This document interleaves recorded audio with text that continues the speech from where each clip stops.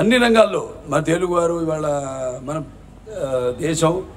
దేశమే కాకుండా ప్రపంచం అటు క్రీడా రంగంలో అయితేనేమి మన వాళ్ళందరూ కూడా మన దేశపు ఘనకీర్తిని చాటుతున్నారు.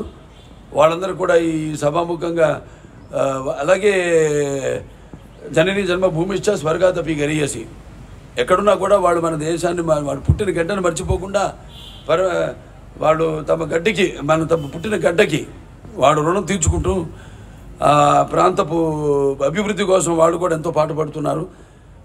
వాళ్ళందరూ కూడా ఇవాళ మరి రాష్ట్రం అభివృద్ధి కోసం అటు ఆర్థికంగా సాంకేతికంగా లేకపోతే సామాజికంగా అలాగే రాజకీయంగా కూడా ఎంతోమంది ఇక్కడ మనవాళ్ళు అక్కడున్న వాళ్ళు లేకపోతే అక్కడ మనవాళ్ళు ఇక్కడి నుంచి వెళ్ళిన వాళ్ళు వలస వెళ్ళిన వాళ్ళందరూ కూడా ఎంతో బ్రహ్మాండంగా వాళ్ళ తెలివితేటలను ప్రదర్శిస్తూ ఇవాళ అన్ని రంగాల్లో కూడా ప్రపంచం వ్యాప్తంగా కూడా అన్ని రంగాల్లో ప్రథమ స్థానంలో ఉండి ఎంతో దేశపు ఆర్థిక సామాజిక లేకపోతే సాంఘిక అభివృద్ధికి ఎంతో తోడ్పడుతున్నారు. సో ఇవాళ మన అవసరం ప్రపంచానికి ఉంది. ఇవాళ అన్నిటికన్నా ముఖ్యంగా మనం ఈరోజు ఆలోచించాల్సింది దేశం మనకి ఏం చేసిందని కాదు, దేశానికి మనం ఏం చేస్తున్నాం అనేది. ఇవాళ మన దేశం ఇవాళ ఆర్థిక సంక్షోభంలో పూడిపోకుండా ఉందంటే ఇవాళ ఇంకా మన కాళ్ళ మీద మనం నిలబడుతున్నామంటే అది ఇక్కడున్న ప్రతి ఒక్కడి యొక్క తెలివితేటలు.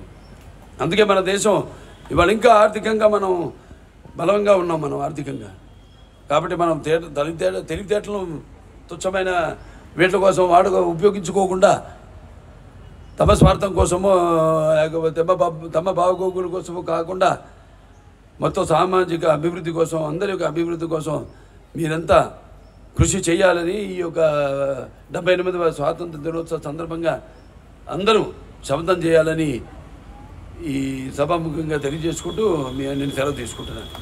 జై హింద్.